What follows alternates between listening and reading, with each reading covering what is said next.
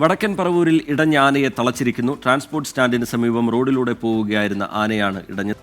റിജിത്ത്, അല്പസമയം മുമ്പാണ് ഈ ആനയെ സമീപത്തുള്ളൊരു ക്ഷേത്രത്തിലെ ആനക്കൊട്ടിലേക്ക് കയറ്റി തളച്ചത്. അതുവരെ ഈ ആനപ്പുറത്ത് പാപ്പാൻ ഉണ്ടായിരുന്നു എന്നുള്ളതാണ് ഏറ്റവും നമ്മളെയൊക്കെ ഭീതിപ്പെടുത്തുന്ന ഒരു കാര്യം. ആ ദൃശ്യങ്ങൾ നമ്മൾ കണ്ടതാണ്. ഈ ആന വരുന്ന വഴി നടത്തിയ അക്രമങ്ങളിലെല്ലാം ഈ പാപ്പാൻ ആനപ്പുറത്ത് തന്നെ ഉണ്ടായിരുന്നു എന്നുള്ളതാണ് ഏറ്റവും ആശങ്കാജനകമായ കാര്യമെങ്കിലും ആനയുടെ പുറത്ത് കെട്ടിയിരുന്ന കയറിൽ പിടിച്ചിരുന്നത് കൊണ്ട് അദ്ദേഹത്തിന് അപകടമൊന്നും ഉണ്ടായില്ല. ഇവിടെ എത്തി തളച്ച ശേഷമാണ് ആനയുടെ പുറത്ത് നിന്ന് സുരക്ഷിതമായി ആനയുടെ പുറത്ത് നിന്ന് പാപ്പാൻ ഇറങ്ങിയത്.